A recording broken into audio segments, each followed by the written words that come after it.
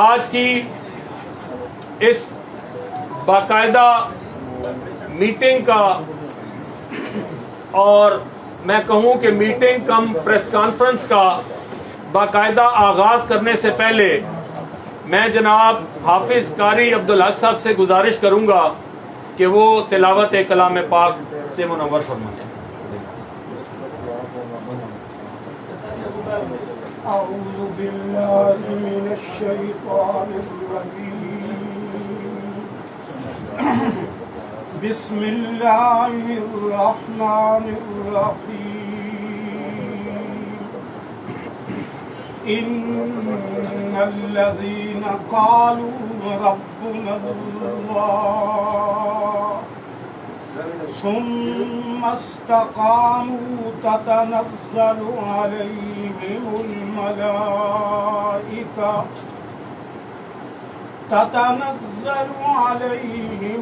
الملائكة ألا تخافوا ولا تحزنوا وأبشروا بالجنة التي كنتم توعدون،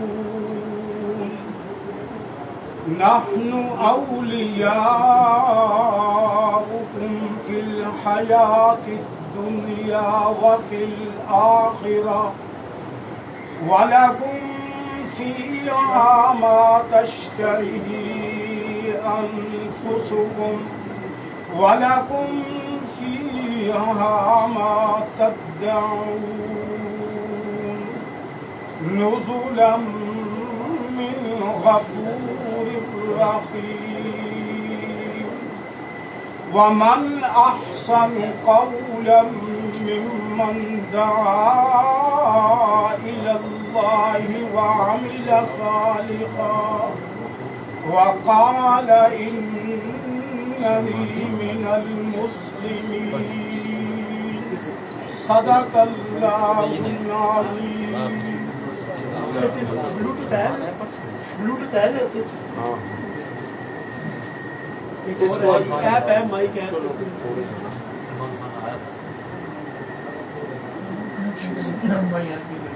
اب میں ایک منٹ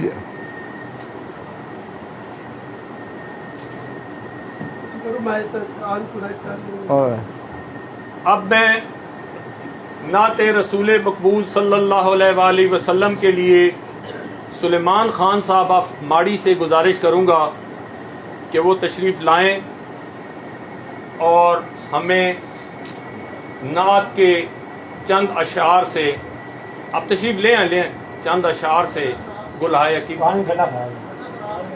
اچھا اپنا صحیح چیئرمین صاحب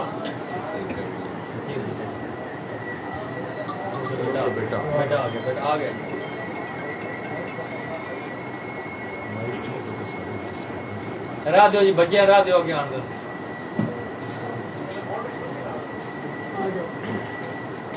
ادھر ہی بیٹا ادھر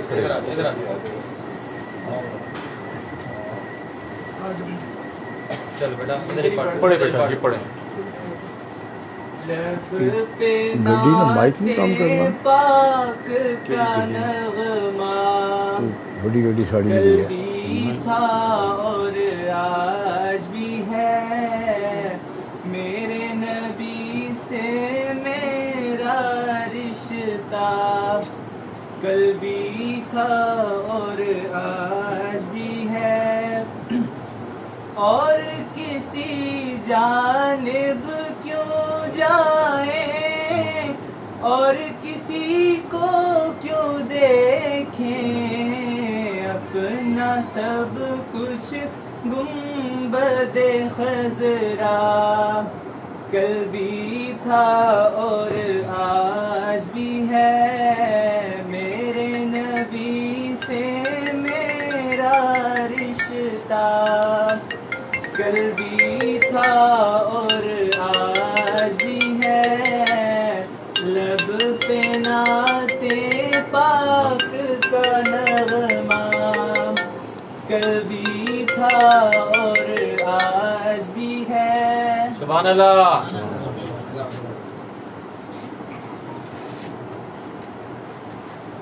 میرے پیارے بھائیوں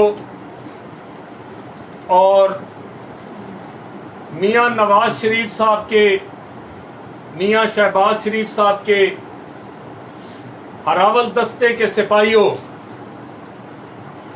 آج آپ کو زحمت دینے کا مقصد اور مدعا یہ تھا کہ جو ہمارے ملک میں اس وقت ایک سیاسی اور معاشی بے یقینی کو آپ لوگوں کے سامنے پاکستان جن مسائل سے اس وقت دوچار ہے اس سلسلے میں بات کرنا مقصود تھی۔ میں اس سے پہلے کہ میاں محمد نواز شریف صاحب کے ہر دل عزیز اور پیارے بھائی جناب شیخ آفتاب احمد صاحب کو خطاب کی دعوت دوں، اس سے پہلے میں چند گزارشات آپ بھائیوں کی خدمت میں پیش کرنا چاہتا ہوں، اور اس کا مقصد یہ ہے کہ جب ہم یہاں سے باہر نکلیں تو ہمارے پاس ایک معتبر، ایک مضبوط، ایک واضح اور ایک ٹھوس موقف ہونا چاہیے، اور وہ موقف وہ ہونا چاہیے جو میرے قائدین جناب میاں نواز شریف صاحب اور میاں شہباز شریف صاحب کا موقف ہے، اور وہ موقف پاکستان کی 22 کروڑ عوام کا موقف ہے، اور یہ وہ موقف ہے جو کہ عوام کے اس موقف کو 70 سالوں سے تسلیم نہیں کیا گیا، اور آج 7 دہائیاں گزرنے کے باوجود ملک شاید 1947 والی حالات سے بھی بدتر حالت میں کھڑا ہوا ہے۔ شاید ہم ایٹمی طاقت کے معیار میں تو دنیا کے 6 7ویں نمبر پر ہوں، شاید ہم کھیلوں کے میدان میں، شاید ہم اپنے ثقافتی ورثے کو لے کر چلنے کے میدان میں، شاید ہم پاکستان بحیثیت ملک، اسلامی ملک، دنیا کے عالم اسلام کی صف میں اگلی صفوں پر کھڑے ہوں، مگر بدقسمتی سے ہمارے ملک کی اندرونی ایک مخصوص طبقہ جو 70 دہائیوں سے یہ نہیں چاہتا کہ پاکستان ایک مضبوط معاشی ملک بن سکے۔ یہی وجہ ہے کہ جب کبھی اس ملک میں عوام کی رائے کا احترام ہوتا ہے، کچھ دیر کے لیے ہوتا ہے، مگر ہوتا ہے تو ملک تعمیر و ترقی کی منازل کی طرف گامزن ہو جاتا ہے۔ اس ملک میں اگر میں تاریخ کی طرف جاؤں تو کون سی ایسی گھڑی ہے کہ جس کو ہم کہہ سکیں کہ وہ ہمارے عوام کے لیے خوش نصیب گھڑی تھی؟ ہمارے ملک میں محترمہ فاطمہ جناح جیسی شخصیت کو کیا غداری کا لقب نہیں دیا گیا؟ کیا ہمارے ملک میں وزرائے اعظم کو موت کے گھاٹ نہیں اتارا گیا؟ کیا ہمارے ملک میں وزرائے اعظم کو جن کے پاس 2/3 میجارٹی کا مینڈیٹ تھا، کیا ان کو ملک بدر نہیں کیا گیا؟ کیا ان کو تخت اقتدار پر، جسے آج 40 سال گزرنے کے بعد کہتے ہیں کہ عدالتی قتل تھا، کیا وہ بھی اس وقت کی اپنے زمانے کی سو کارڈ معتبر عدلیہ نہیں کہلاتی تھی جس نے ذوالفقار علی بھٹو کو پھانسی دیا تھا؟ اگر وہ فیصلہ ٹھیک تھا تو پھر 40 سال بعد یہ کیوں کہتے ہو کہ ہاں ہم سے غلطی ہوئی؟ کیا اس ملک میں نظریہ ضرورت کی بھیڑ چڑھا کر اس ملک میں آمریت کو دوام نہیں بخشا گیا؟ تو پھر کیا وجہ ہے کہ جب ایک فیصلہ ایک من پسند ہم خیال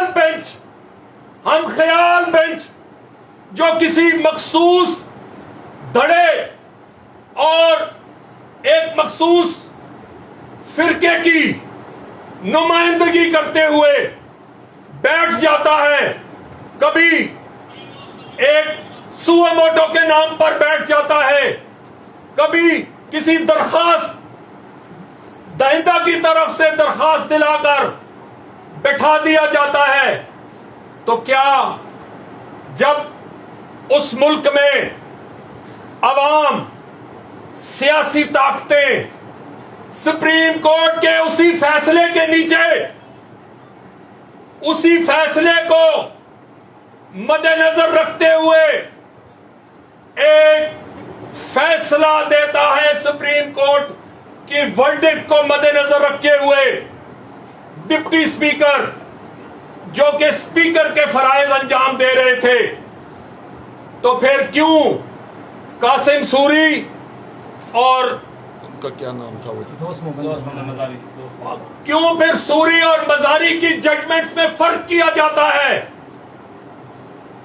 سپریم کورٹ اپنے ہی فیصلے کو، میں یہ کہتا ہوں کہ آج ایک نئی بحث چھیڑ دی گئی ہے الفاظوں کے اس دھن چکر میں، جہاں پر کہ ملک کو ہر روز ایک نئے بحران سے دوچار کیا جاتا ہے۔ آج یہ کہہ رہے ہیں کہ پارٹی صدر اور پارٹی کے سربراہ کی رائے کی کوئی حیثیت نہیں۔ اس سے پہلے جب میاں نواز شریف صاحب پر پابندی لگائی گئی تو اس میں یہ واضح طور پہ کہا گیا کہ یہ شخص اب اپنی پارٹی کی صدارت نہیں کر سکتا، کیونکہ پارٹی ہیڈ پارٹی کی آواز ہوتی ہے، پارٹی کا سربراہ ہوتا ہے۔ آج یہ کہتے ہیں کہ پارلیمانی پارٹی اس بات کا تعین کرے گی۔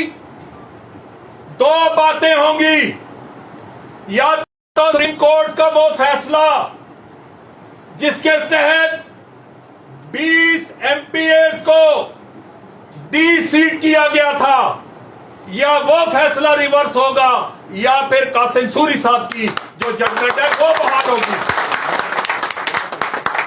ایک سپریم کورٹ کا ایک ہی ہم خیال بینچ، میں پھر کہتا ہوں، میڈیا سے کہتا ہوں، ہم خیال بینچ دو ورڈکٹ نہیں لے سکتا۔ لیکن میرے دوستوں اور بھائیوں، میرے ملک کی یہ بدقسمتی ہے، میری جنریشن جس سے میں بلانگ کرتا ہوں، اس کی یہ بدقسمتی ہے کہ اس ملک میں صرف ایک چیز کو دوام بخشا گیا، اور وہ تھی آمریت۔ وہ آتے ہیں تو کبھی 11 اور کبھی 12 اور کبھی 13 سال سے کم کا مینڈیٹ ان کے پاس نہیں ہوتا۔ آج لوگ کہتے ہیں، میں اس بات پہ شرمندہ ہوں کیونکہ ایک پولیٹیکل ورکر ہوں، اس بات پہ شرمندہ ہوں کہ سیاستدان لوگ کہتے ہیں کہ اکٹھے بیٹھ کے مسئلے کا حل کیوں نہیں نکالتے۔ میں یہ کہتا ہوں، میں بحیثیت پولیٹیکل ورکر اس بات پہ شرمندہ ہوں، لیکن میں یہ کہتا ہوں کہ ایک اناڑی، ایک بھکاری جس نے ساری زندگی چندے کے نام پر لوگوں سے بھیک مانگا ہے، ایک سو کالڈ اناڑی کھلاڑی جو ہم پر مسلط کر دیا گیا، جو اپنے گھر کی کشتی کو ابھی تک نہیں سنبھال پا رہا، جس کے بچے یہود اور نصارہ کی گود میں پل رہے ہیں. وہ جو آپ نے ہم پر مسلط کر دیا ہے ہم تو اس کو سیاست دان مانتے ہی نہیں.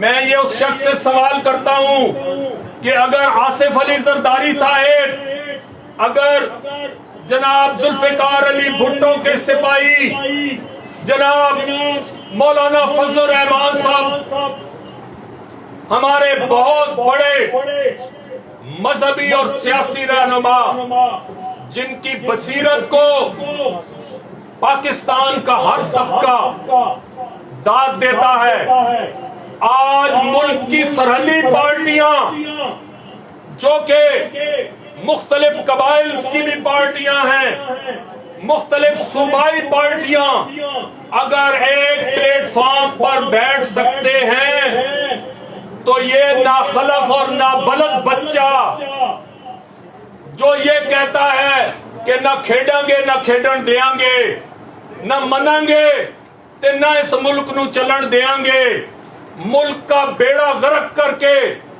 ملک کی معیشت کا بیڑا غرق کر کے. لیکن میں آفرین کہتا ہوں جناب میاں نواز شریف صاحب کو، میاں شہباز شریف صاحب کو، میاں حمزہ شریف کو، مریم نواز صاحبہ کو، جنہوں نے کہ اور آپ فخر کریں اس بات پر کہ میرا اور آپ کا اور میرے قائد کا تعلق اس پارٹی سے ہے. جب بھی ملک پر مشکل وقت آیا انہوں نے اپنی ذاتی زندگی اور اپنی سیاسی زندگی کو داؤ پر لگا دیا، لیکن اس ملک کو بحرانوں سے نکالنے کے لیے اپنا بھرپور کردار ادا کیا. آج پھر جب پاکستان کی ناؤ معاشی طور پر ڈوب رہی تھی تو انہوں نے، کس کو نہیں پتا، کیا جو بات مجھے اور آپ کو پتا ہے کہ ہمیں ملک حکومت کی باغ ڈور نہیں سنبھالنی چاہیے تھی، تو ان سیاسی بصیرت رکھنے والے لوگوں کو یہ نہیں پتا تھا کہ اس مہنگائی کا بیڑا اپنے سر لیں گے تو اس کا کیا نتیجہ نکلے گا. لیکن بالکل اسی طرح میاں شہباز شریف صاحب نے اس بات پر کمپرومائز کرنے سے انکار کر دیا. انہوں نے کہا سیاست جائے بہاڑ میں، ہمیں ملک بچانا ہے. یہ بالکل اسی طرح تھا جب انڈیا نے ایٹمی دھماکے کیے تھے تو پاکستان کے ہر دل عزیز لیڈر میاں نواز شریف صاحب نے کہا تھا کہ مجھے پاکستان کو ایٹمی طاقت بنانا ہے، میں ڈالروں کو جوتی کے نوک پر رکھتا ہوں.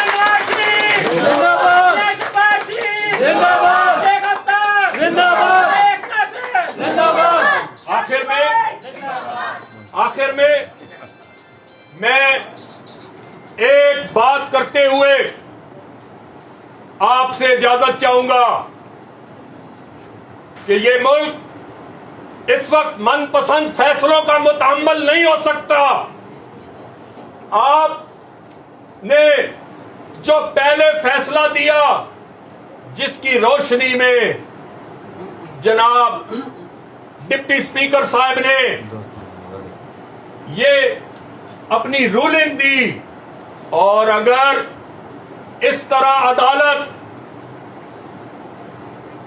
مقننہ کی رولنگز اور فیصلوں میں مداخلت شروع کر دے گی اور انہیں کال عدم قرار دیتی رہے گی اور اپنی مرضی کے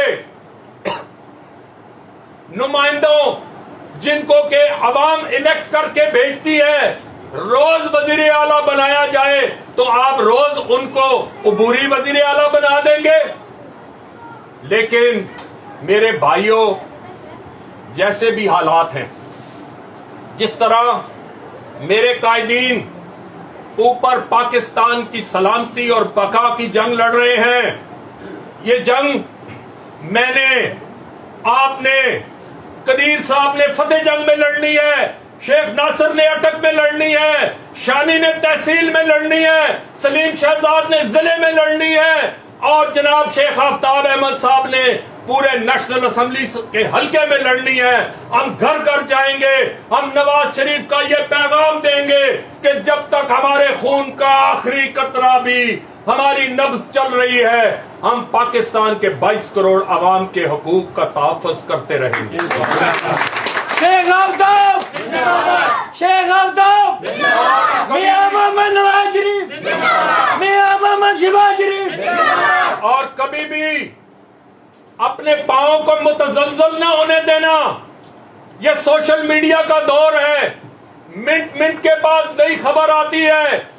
جب انشاءاللہ خوشی کی خبر آئے گی ہم مبارکبادیں جھیلیں گے. جب ہم پر ظلم و جبر کیا جائے گا ہم سیسا پلائی ہوئی دیوار بن کر گلیوں میں میاں نواز شریف کی نمائندگی کریں گے انشاءاللہ انشاءاللہ. مجھے آپ نے اتنا لمبا سننے کی زحمت برداشت کی, مجھے برداشت کیا. میں شانی بھائی کہتے ہیں مشکل کام ہے, تو بہرحال میں آپ کا بڑا مشکور ہوں. اس کے ساتھ میں جناب اپنے قائد میاں نواز شریف صاحب کے ہر دل عزیز ساتھی, میاں صاحب کے بھائی, ان کے جنگ بدر کے ساتھی جناب شیخ آفتاب احمد صاحب سے گزارش کرتا ہوں کہ وہ اپنے خیالات کا اظہار کریں اور آئندہ کے لیے ہمارا لائے عمل کیا ہوگا اس کا آپ کے سامنے اظہار فرمائیں. بہت شکریہ جناب شیخ آفتاب احمد صاحب. بسم اللہ الرحمن الرحیم. نہایت ہی قابل احترام بزرگوں, بھائیوں, معزز اراکین پریس, السلام علیکم. سب سے پہلے میں آپ سب کا تہہ دل سے مشکور ہوں کہ اس گرمی کے موسم میں آپ لوگ تشریف لائے. آج آپ کو بلانے کا مقصد یہی تھا کہ ہم اپنے دل کی آواز اور اپنی پارٹی کا لایا عمل آپ تک پہنچا سکیں, آپ کو یہ بتا سکیں کہ آج حالات کس رخ پر جا رہے ہیں اور ہمیں ان حالات کے دھارے کو تبدیل کرنا ہوگا انشاءاللہ. انشاءاللہ. دیکھیں کتنی بدقسمتی ہے کہ 2013 میں جب میاں نواز شریف نے حکومت سنبھالی تو پاکستان کی معاشی حالت انتہائی خراب تھی. ملک کے اندر بجلی نہیں تھی, لوڈ شیڈنگ ہو رہی تھی, مہنگائی نے ڈیرے ڈال رکھے تھے اور گیس نہیں ملتی تھی. ایسے حالات میں جب 2013 میں نواز شریف صاحب نے حکومت سنبھالی تو حکومت کا عروج شروع ہو گیا. 14,000 میگا واٹ بجلی بنائی گئی, LNG منگوائی گئی اور اس ملک کو خوشحالی کا ایک سفر کا آغاز کر دیا گیا. آپ بتائیں کہ کیا 2013 سے 18 تک نواز شریف کی حکومت جو ہے اس میں لوگ ترقی کر رہے تھے یا نہیں کر رہے تھے؟ غریب کی روٹی بڑی آسان تھی. اصل میں لاؤڈ سپیکر نہیں اور میرا گلا بڑا خراب ہے, بہرحال چلے. تو کہنے کا مقصد یہ ہے کہ مجھے وہ قوتیں جو اس ملک کی تقدیر سے ہمیشہ کھیلتی آئی ہیں وہ بتائیں کہ جب 2013 سے لے کر 18 تک ایک ترقی کا سفر شروع تھا اور نواز شریف صاحب اس کشتی کو کنارے کی طرف لے کر جا رہے تھے تو 2018 میں آپ نے اس کو کیوں ہم پر مسلط کر دیا, جس نے آ کر ملک کو تباہی کے کنارے پہنچا دیا. یہ بدقسمتی کی بات ہے کہ وہ ملک جو دنیا کے ترقی یافتہ ممالک کی صف میں شامل ہونے کے لیے جا رہا تھا, اس ملک کو آپ نے راستے میں رکاوٹیں ڈال دی. آپ نے وہ ترقی کا سفر روک دیا اور نواز شریف صاحب کو یہ کہہ کر کہ آپ نے اپنے بیٹے سے تنخواہ نہیں لی, ان کو ڈسکوالیفائی کر دیا گیا. یہ کہاں کا انصاف ہے جس کا خمیازہ آج پوری قوم بھگت رہی ہے. اب دیکھیں یہ جو مہنگائی کا عنصر ہے یہ 2 یا 3 مہینے میں تو نہیں پیدا ہو گیا, یہ تو ایک لمبی کہانی ہے.